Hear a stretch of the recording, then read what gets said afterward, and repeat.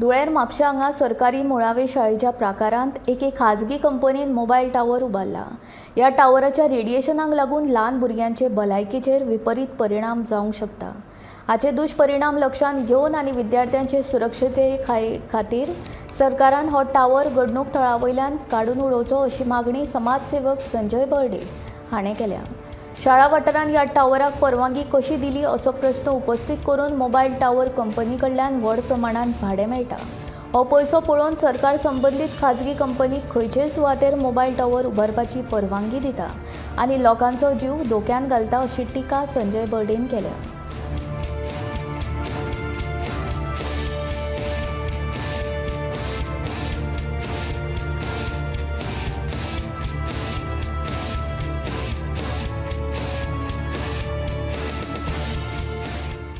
कोर्टापेक्षा हो chief officer व्हडलो न्हू, म्हापशेचो MLA व्हडलो न्हू आनी चीफ ऑफिसर व्हडलो न्हू।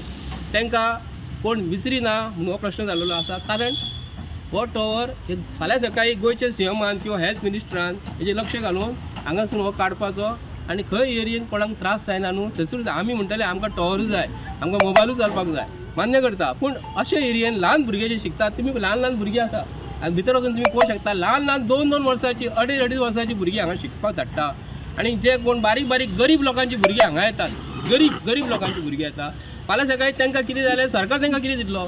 तांकां बावड्यांक घरदार विकचें पडटा आनी वखदां पयशे घालचे पडटा। हे सरकाराचो धोरण काय म्हणून विचारता हांव।